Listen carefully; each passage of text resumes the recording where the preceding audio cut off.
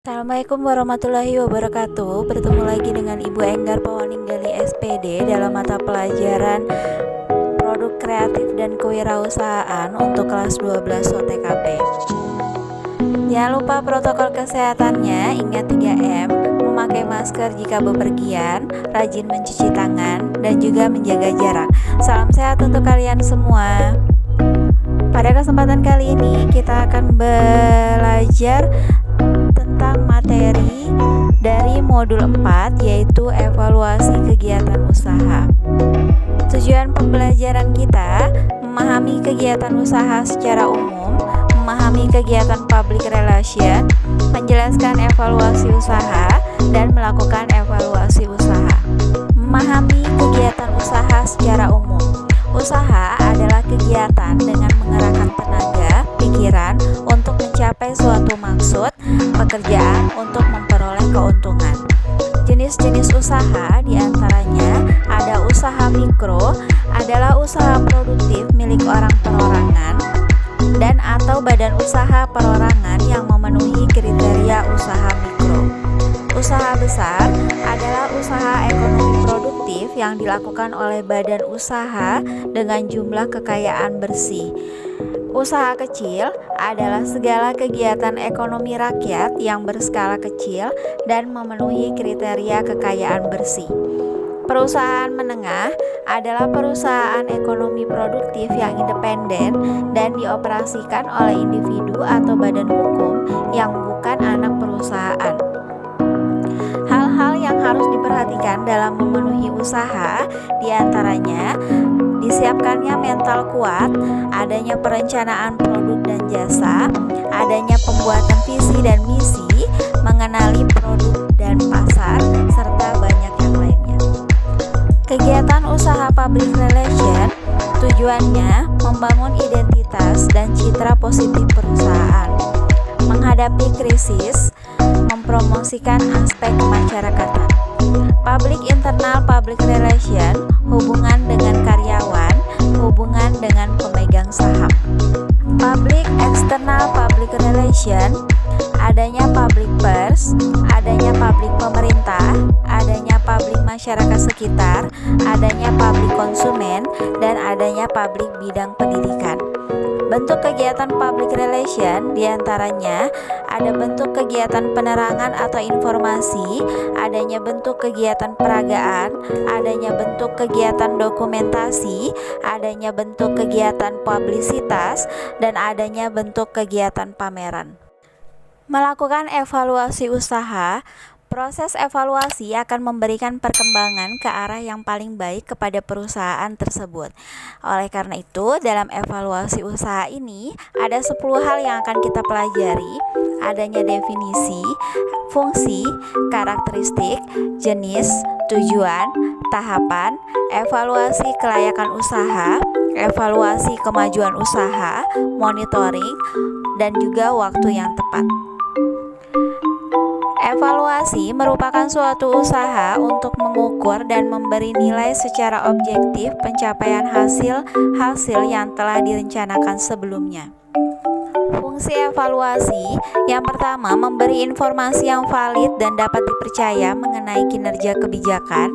Yang kedua, memberi sumbangan pada klarifikasi dan kritik terhadap nilai-nilai yang mendasari pemilihan tujuan dan target.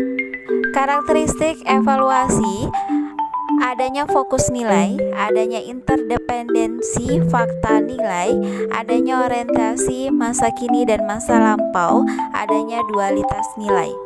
Jenis-jenis evaluasi dibagi menjadi 2, adanya evaluasi berdasarkan waktu, terbagi menjadi evaluasi formatif dan juga evaluasi sumatif.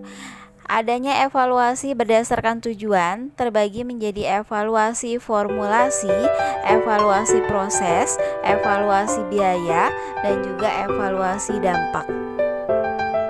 Tujuan evaluasi usaha memberikan masukan bagi perencanaan usaha, menyajikan masukan bagi pengambil keputusan yang berkaitan dengan tindak lanjut, perluasan, atau penghentian usaha, memberikan masukan bagi pengambil keputusan tentang modifikasi atau perbaikan usaha, memberikan masukan yang berkenaan dengan faktor pendukung dan penghambat usaha, memberi masukan untuk kegiatan motivasi dan pembinaan.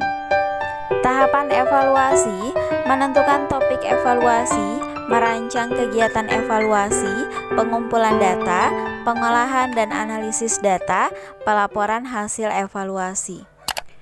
Evaluasi kelayakan pasar dibagi menjadi beberapa tahapan, diantaranya analisis aspek pasar. Tujuannya untuk mengetahui berapa besar luas pasar, pertumbuhan permintaan, dan pangsa pasar dari produk yang bersangkutan. Kemudian analisis aspek pasar, menentukan jenis teknologi yang paling sesuai dengan kebutuhan usaha yang dikaji. Kemudian analisis aspek finansial digunakan untuk mengetahui karakteristik finansial dari suatu perusahaan melalui data-data akuntansinya. Evaluasi kemajuan usaha merupakan proses yang berlangsung terus-menerus dan secara berkesinambungan. Monitoring dan evaluasi usaha. Hal-hal yang perlu dievaluasi dalam usaha diantaranya ada posisi keseluruhan usaha, di mana dapat diketahui hal-hal seperti jumlah harta, jumlah utang, rata-rata pengeluaran dalam sebulan, dan pendapatan bersih yang diperoleh setiap bulannya. Kemudian kemajuan atau kemunduran usaha. Kemudian lakukan langkah-langkah perbaikan atau pengembangan. Kemudian pikirkan target usaha selanjutnya. Waktu yang tepat untuk melakukan evaluasi usaha dibagi menjadi dua, yaitu secara rutin atau secara berkala. Biasanya melakukan evaluasi bulanan, triwulan, ataupun tahunan. Dengan adanya evaluasi secara rutin, maka masalah-masalah yang timbul bisa lebih cepat diatasi dan peluang untuk pengembangan bisa lebih cepat dimanfaatkan. Kemudian, secara insidental, setiap saat apabila terjadi masalah yang dirasakan cukup signifikan pada usaha.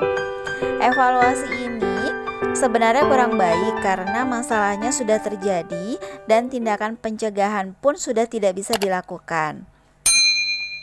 Langkah-langkah mengelola usaha secara sehat, diantaranya penetapan strategi dan arah usaha, mencari dan memperkerjakan tim atau karyawan dengan perencanaan sumber data manusia yang terencana, mendelegasikan tugas dan kewajiban. Sekian materi dari saya. Terima kasih yang sudah menyaksikan. Sampai bertemu di materi selanjutnya. Wassalamualaikum warahmatullahi wabarakatuh.